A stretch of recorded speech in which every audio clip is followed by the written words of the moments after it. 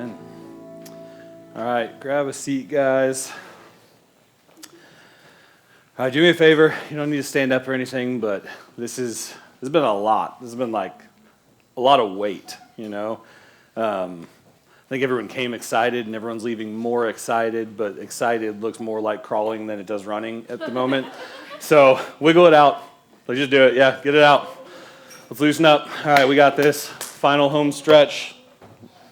I've been reminded a lot recently about a story that happened to me 7 or 8 years ago. It's one of my favorite stories to tell because it's just so outlandishly ridiculous. But first I want to read this verse out of Hebrews.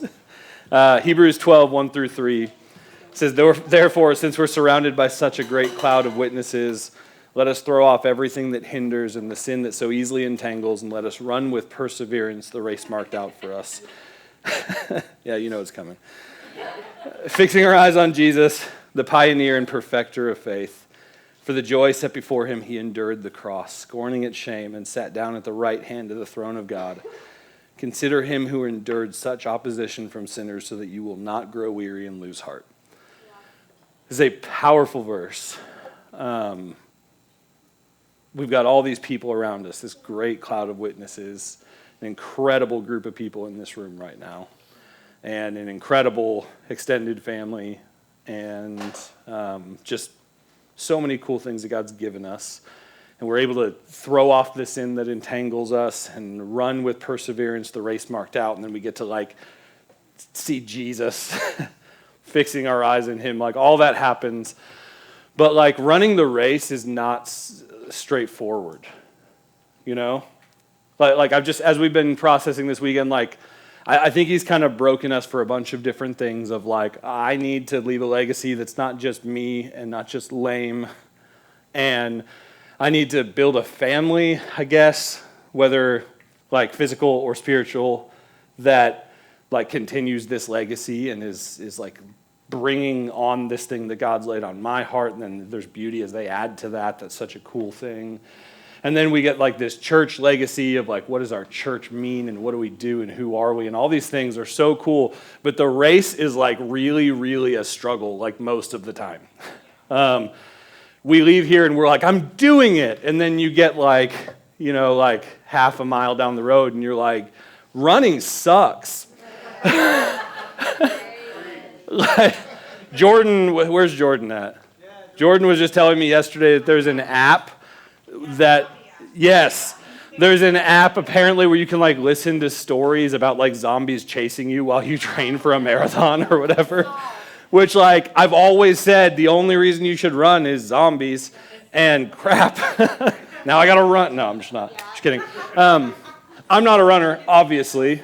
Autumn is a runner.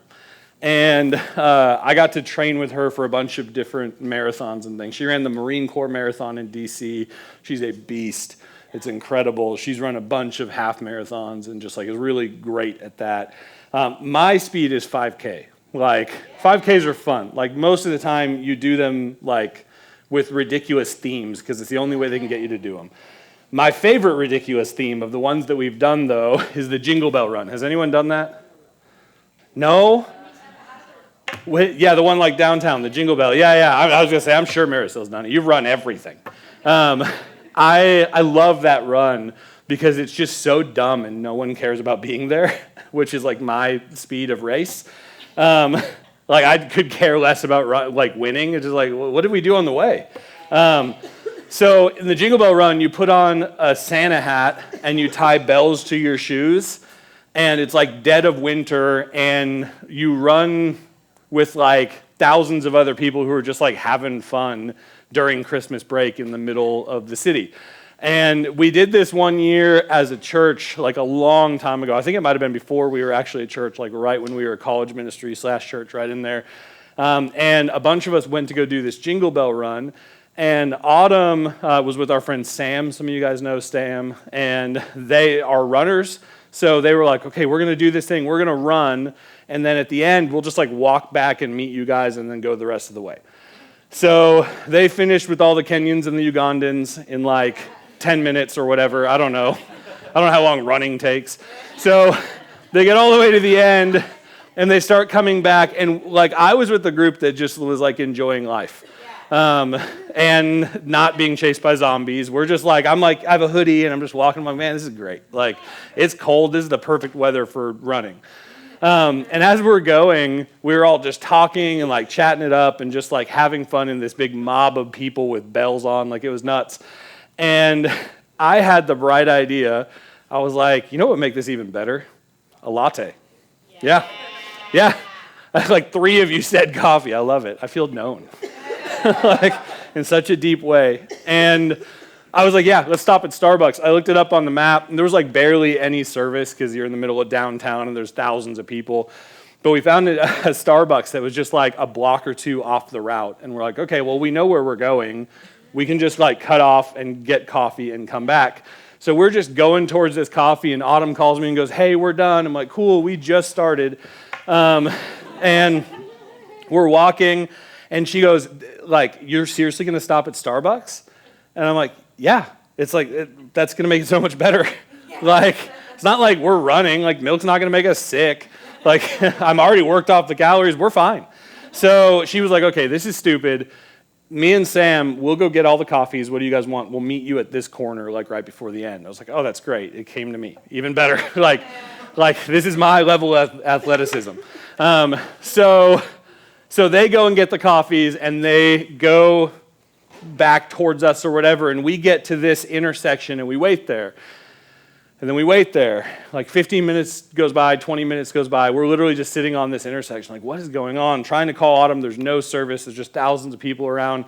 So we just literally stood on this intersection waiting for her, just talking, like doing kind of the I'm cold bounce, you know? And all of a sudden, they come around the corner, and they're like, I'm so sorry. Like, we told you the wrong intersection. We were on the other side of this building. And we're like, oh, okay, cool, no worries. So they're handing out the coffees, and at this time, most of the crowd had thinned out, and there just weren't that many people left. We're like, okay. So we just kind of sat, and like they gave out the coffees, and we were sitting there talking for a minute. And all of a sudden, we hear this clicking behind us. And I swear to you, this is a true story. I promise you. We hear this clicking, in the road. And we're like, click, click, click, click. And we turn around, and there's a lady with one leg on crutches. And she goes, you last, suckers! And passes us.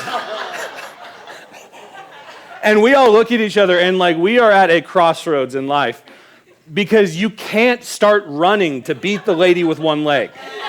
Like, you just cannot do it because then you're that guy, but you also can't lose to the lady with one leg. There is no good option in this race here. And all of a sudden, it became a race. Like, the number that we finished at matters when you are last to a lady with one leg who was really mean. And we are walking towards the end, and we found this middle ground where we did like a quick kind of like, we're not trying to beat you, and like we just paced it to where we were slowly gaining. And as we're going, there's this like giant truss like end zone thing with a sign that said like Jingle Bell 5K. And there's a guy on a mic who's like a DJ, and he's just like, hey, number 43, you're making it, good job. And they get to us, and they're like, number 2,348, did you stop for coffee? And he just starts ripping us a new one over this speaker and was just like ripping into us. And like we just like slowly sped up to where we passed right before her, and we're like, oh my gosh, you know? Now, had I known that that would have been the outcome, would I have stopped for coffee? 100% I would have. Not even a question, because it's a phenomenal story, and I got coffee. But I think that's kind of more what it's like to run a race for most people than like this giant marathon where you're like competing to be the best.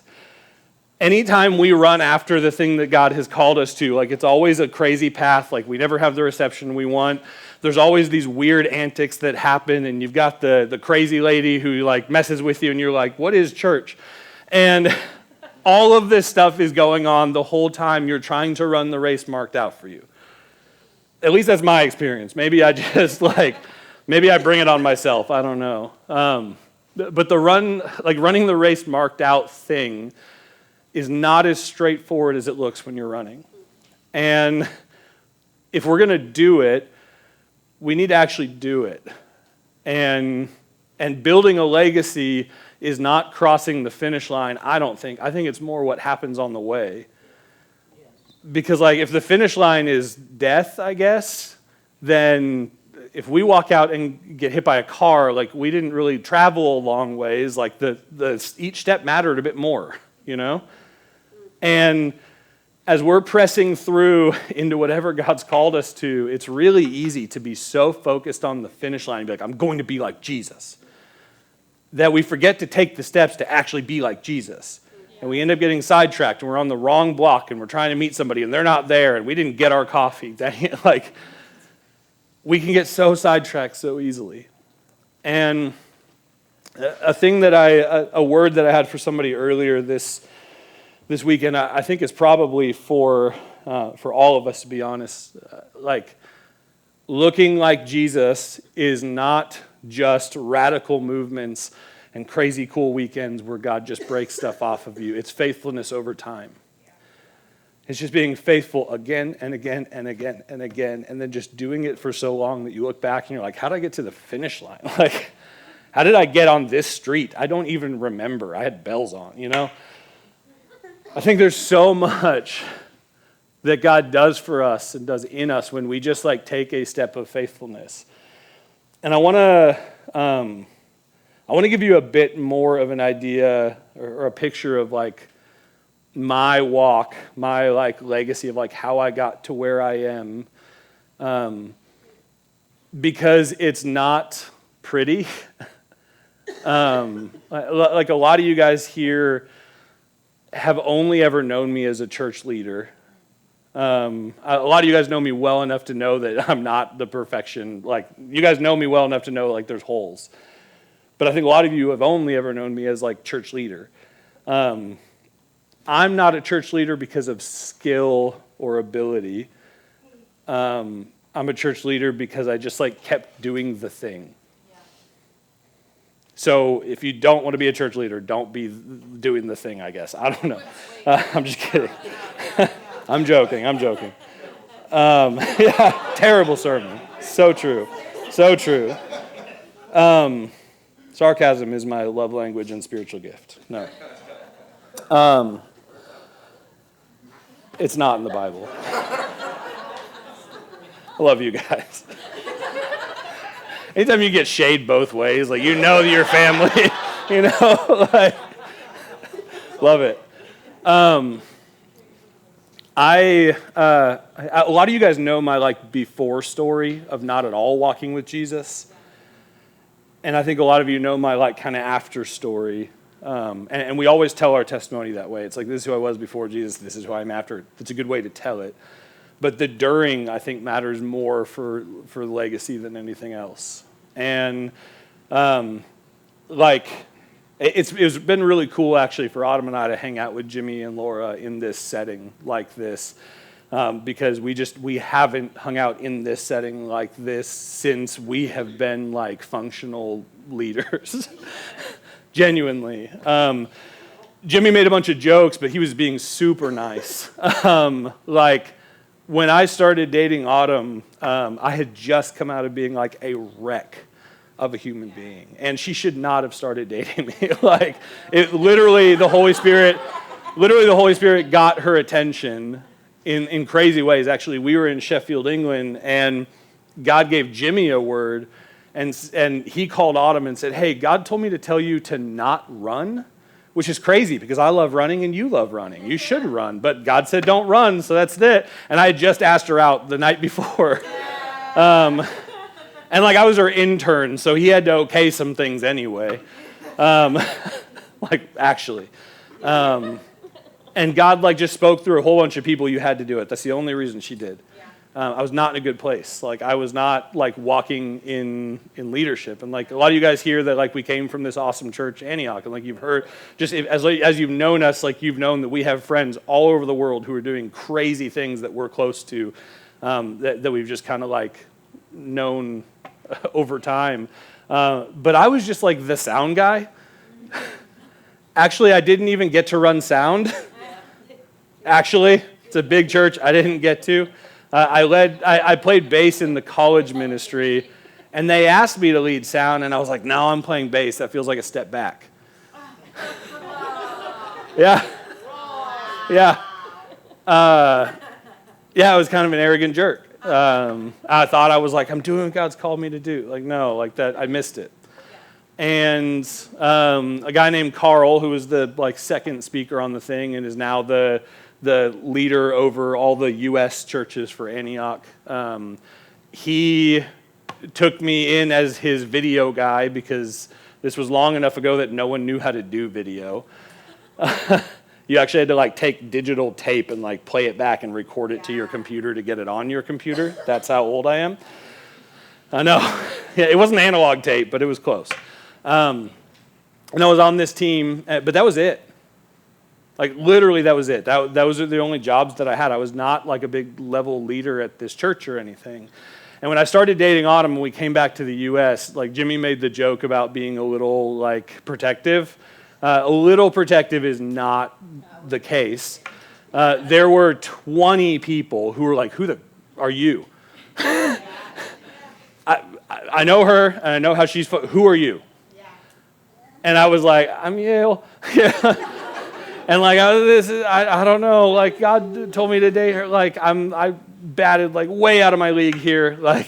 And it really was true. And I had to prove myself to a bunch of people, and I did not prove myself to any of them. Genuinely, I'm not being self-deprecating here. This is just the reality of where I was. And luckily, they heard God. And I've said multiple times that both Jimmy and Carl have discipled me, but it was not because they're we see so much potential in this young man. It was, we're going to fix this kid so he doesn't ruin this girl we love. Was it exactly that? It was exactly that. And Carl started discipling me every other week for character, time with Jesus, personal devotion. And then Jimmy tag teamed every other week for leadership, anything that they could get out of me, just overall responsibility in life. They were I can't handle this alone. You take this half. Literally, that was my discipleship relationship with them. And we got that for 8 or 9 months before God called us here. That was it. The couple times that Jimmy was man, it's so cool to see what happened here. That wasn't wow, that's amazing. He's really? Yeah, him? Okay.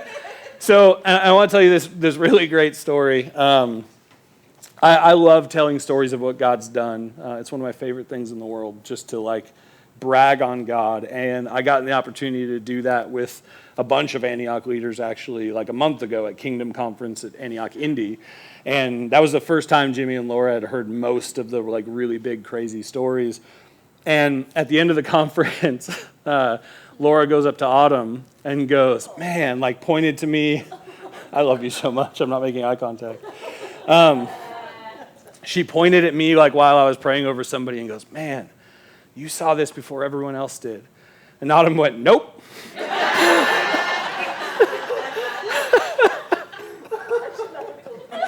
I know, you really shouldn't have. It's a defining moment. It's an Ebenezer in my life. She goes, nope. But I knew that whatever God told him to do, he'd do. And that's enough. And I was like, see, that's sweet. That makes me cry. But genuinely, guys, that's true. That's real. That you don't have to, have it together. You don't have to be on stage or off it or life group leader or vision caster or you just need to be faithful with the next thing and you'll have no idea what God's going to do. That's literally it. How many of you guys have been a part of our church since the beginning? I think there's only a few of us here had voted to become a church. First, who's been a part of our church for so long that you voted to become a church from our college ministry? First off, keep your hands up. Can we just clap for those people?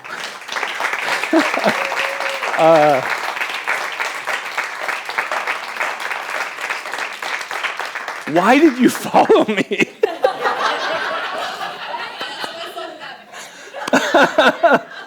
Why? What's wrong with you? No. I mean, we tell the stories all the time about we've been in 32 different places before we got this building, and there were weeks we were just in a different place each week, and we met under tents for a year. Like, we did so many just like dumb things where we just said yes to God. Like, and genuinely, there were so many times where I had church leaders be like, why are there still people here? I'm like, I don't know. Don't tell them. They've never been to another church. They don't know any better. Like, they're just reading what's in the Bible and they're doing it. Let's just let them do that. And that's how we're here.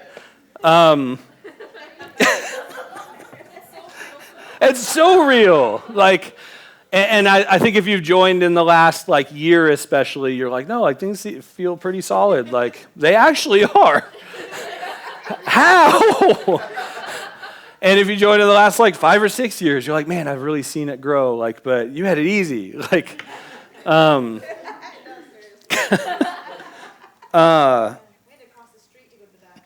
yeah. So in the barbecue restaurant that we were in, somebody broke in like week 3 and stole the copper pipes all out of the wall. They wouldn't let us replace them, and we couldn't buy the building or anything. We had nowhere else to go. God had called us to this neighborhood, so we're like, okay, what do we do? There's a gas station across the street, and I love telling this story at other churches or to like mission teams and things.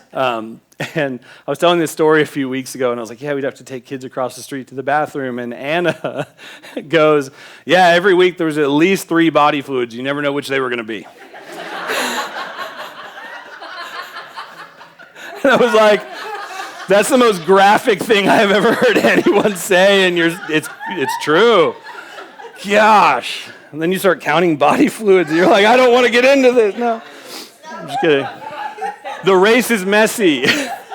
Genuinely, like this weird 5K, like I'm serious, this thing that we're doing where we're trying to get to the end of the run, like it is not a straight line sprint. It is not a marathon where you just run straight and the temperature is always great. It is weird. And we just have to be faithful. It's literally all it is. I've read a lot of books on like how to lead a church, and they basically haven't helped a whole lot. And I've tried to get as much as I could from great leaders, and like, man, they always have amazing advice for different contexts than ours. And like everything that God has done here, the 201 people that have now given their lives to Jesus.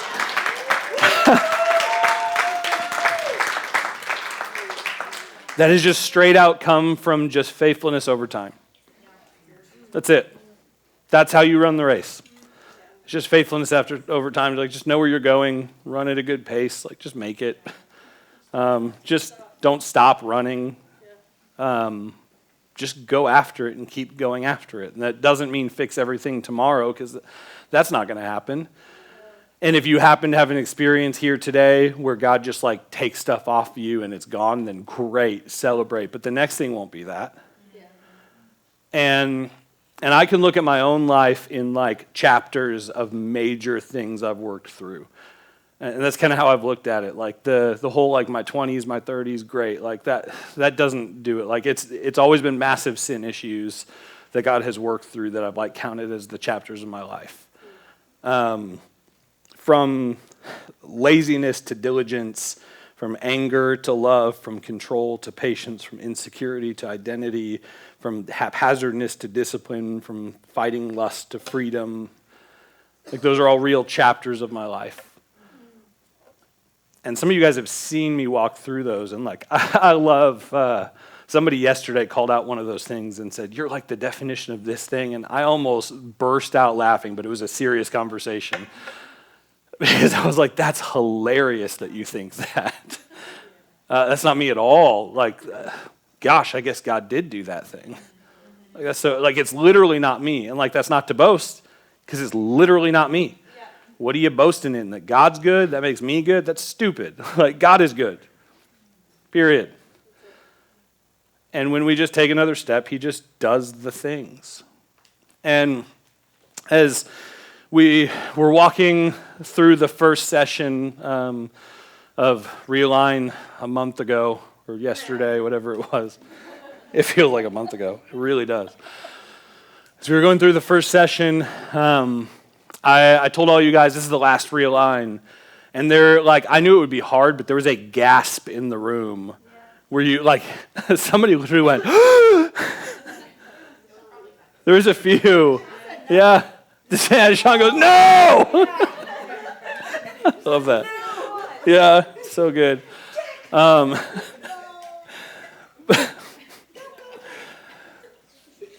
But I felt horrible telling you that.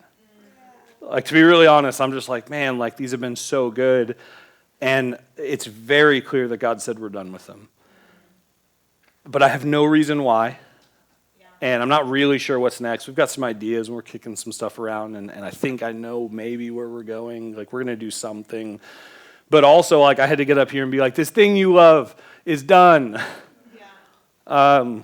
That sucks. I hate doing that. But also, it was the right thing to do. It's God said, I'm closing a chapter. So I got off the stage after that, and we started worshiping, and I just got on my knees because I was well, that blew. God, what are we doing? What's this legacy thing? What are you speaking? Comfort me.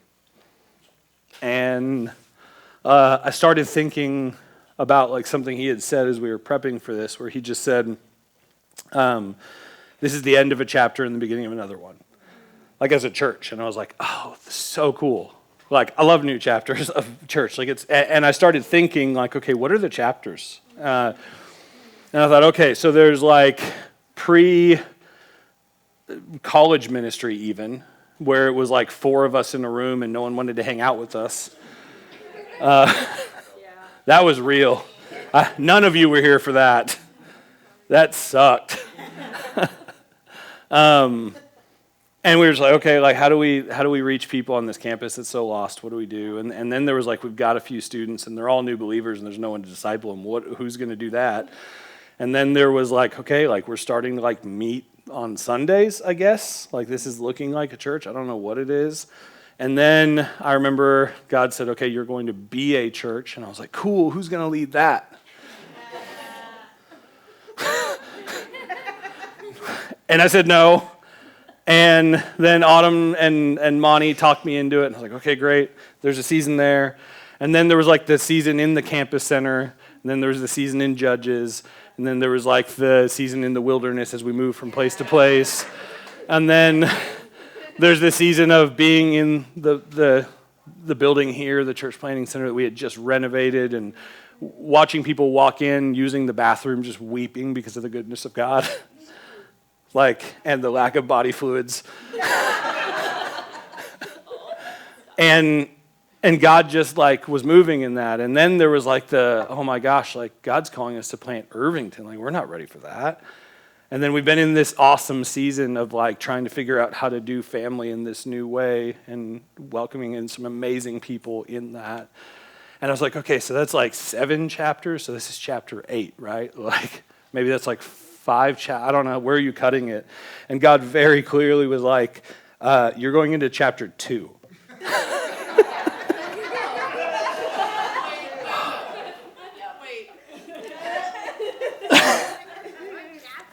Hold on.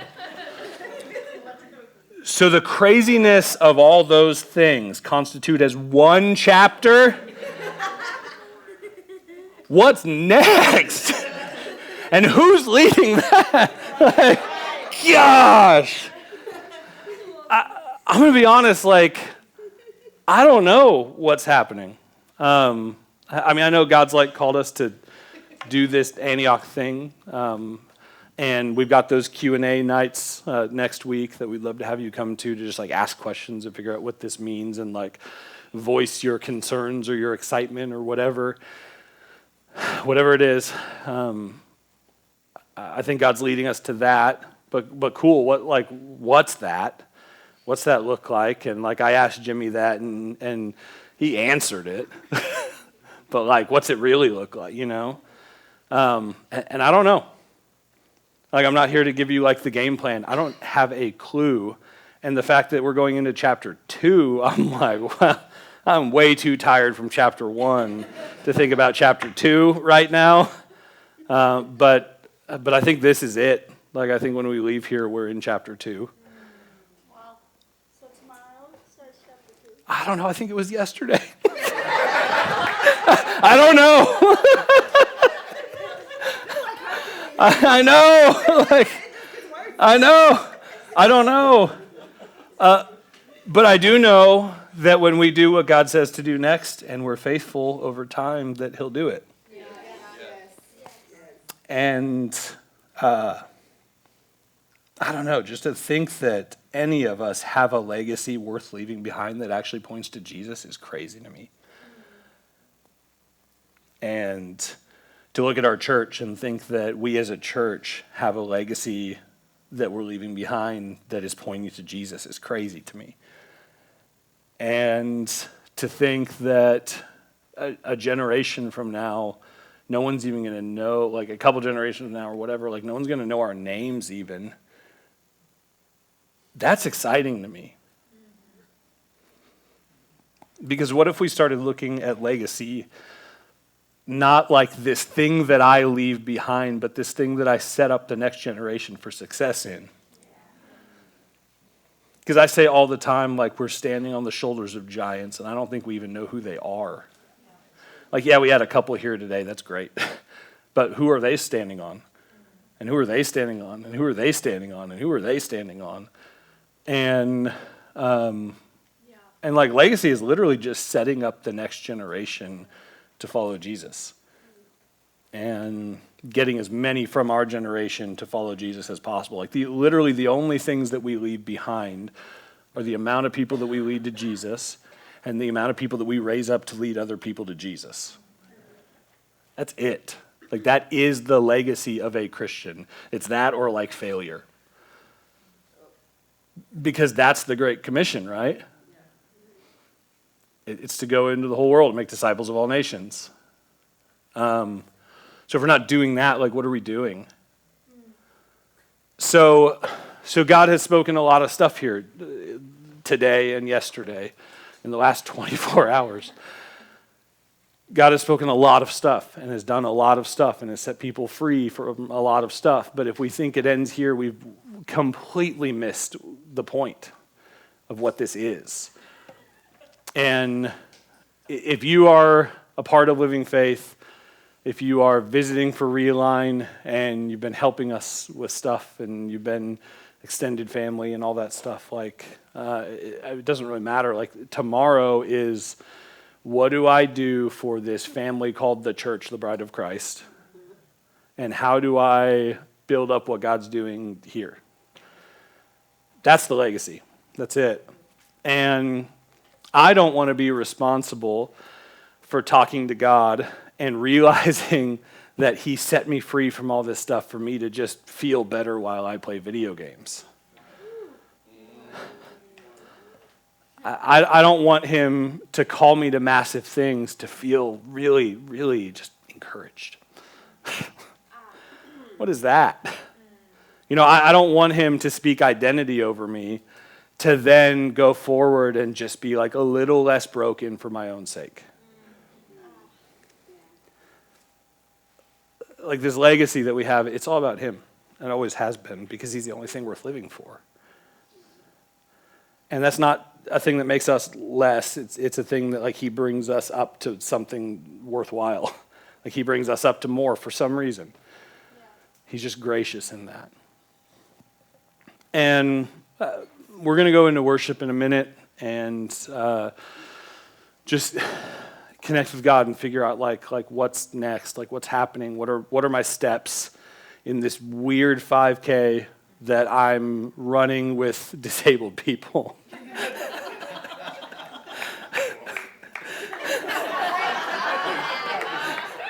But aren't we all?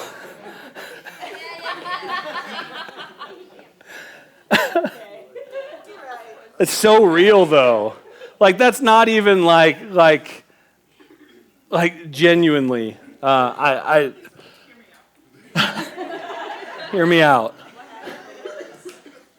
We are all so broken and just trying to limp along in this thing. And with everything that God is doing, like we're not just like made new and made perfect, and like we don't turn into the people that can run a 6-minute mile usually. If God does that in you, then buckle up for whatever's next.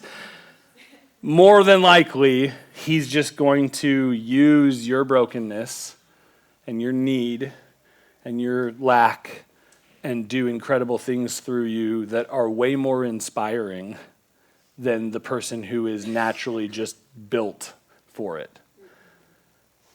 And I really believe that this group of people here can inspire the world.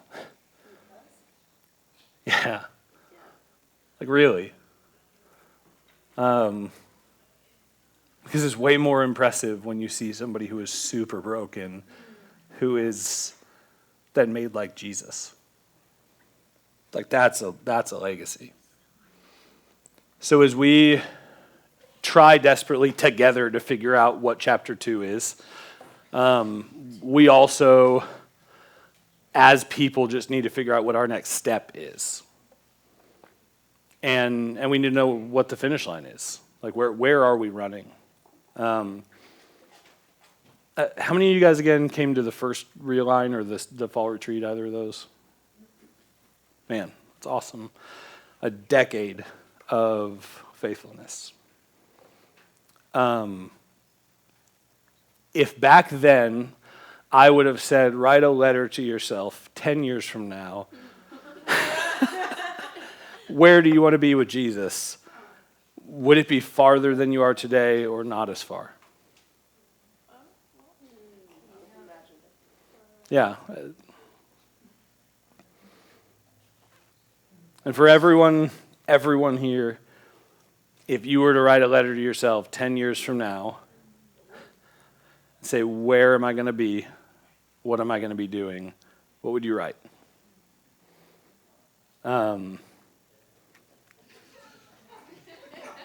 What did you say? Yeah, I'm dead. I love that. Kathy, you were awesome.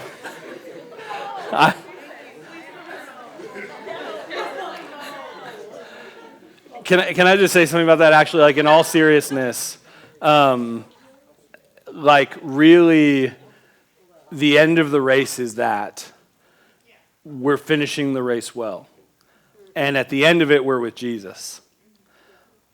When we cross that finish line, the coffee goes away and the crutches go away, and everything else, and we're just with Jesus, and that's not a bad place to be. Maybe don't write that on the card, but like even that, like that's finishing the race well. Let's finish the race well. Let's go after this thing. So we actually do have cards. That was one thing that God spoke to us getting ready for this, is these letters over here that are a letter to yourself 10 years from now. Telling yourself, like this is where I hope you are. And I don't know what I would have written 10 years ago. I don't know. It wouldn't have been this. I probably would have been more pessimistic than where we are. So I don't know. Take that for what it is. But this is super spiritual. God is moving. This is super impactful. This is super good. But also a lot of this is just super practical. God, what do you want out of me? You told me to take this step. What could that look like? You told me to work towards this thing. Like, what if I was actually doing that thing? You told me to work on this sin issue. What if that was so a thing of the past that I was seeing other people healed in that same thing? What would you say to yourself? Like, if you were to mark out your own race, what would it be? But way more important than that, if you do anything, do that. But way better than that is, God, what's the end? What's the 10 years of race? Will you speak to me what this is? So if you get a word from God, write that down. If you don't, just write down, man, this is where I aspire to be. This is who I aspire to be like. I want this aspect of Jesus. And from here, we're probably tomorrow morning going to get hit with Jesus again. It's going to be good. And then Monday morning, we're going to be hit with Monday, and it's going to be hard. And then Tuesday, we're going to be like, gosh, that felt like a year ago, but it was 2 days ago that I was at that conference. And then a couple weeks from now, we're probably going to forget about a lot of this stuff. So the thing that makes the legacy is the steps that you actually take, right? So let's figure out how to take those steps. Yeah. So everyone, when you're ready, pray this through. Ask God to speak. Ask somebody next to you to speak over you, to give you some ideas, to pray for you. And then when you're ready, come up and grab one of these cards. Write on the card, this is where I could see myself being in 10 years. God, will you please do this in 10 years? Like write it as a letter, write it as a prayer, whatever you want to do. And when you're ready, you can bring it up here, and our location pastors are going to literally seal them with wax. And create, honestly, kind of an Ebenezer that you're working towards.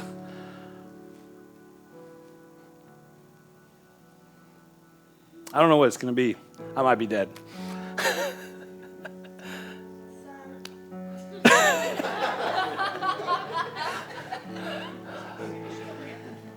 But man, I just hope I keep taking steps, right? So let's do that. I need to stop talking because we're just going to keep messing around. So let's go into worship. Let's get on our faces. Come up and get on your knees. Lay down across the chairs, whatever you need to do. Let's get with God and let's just ask him to speak. God, will you lead us? Will you guide us in this? The idea of this being the beginning of a second chapter, that's terrifying. I don't even know what to do with that. But you were so faithful in the first one. Why wouldn't you be now? And to think about where we're going to be a decade from now is a hard thing to even figure out. But also, like, you speak and you guide us and you give us goals and you give us dreams and you give us visions. And I pray that you'd give us those. Holy Spirit, will you come and will you speak that over us? Will you speak that into us? Will you push us out of our norm and out of what we think that we're capable of? And that, honestly, we're not capable of. God, give us steps. And I pray that we would be faithful over time to those things. God, speak direction for our race. That we would be faithful to run it well.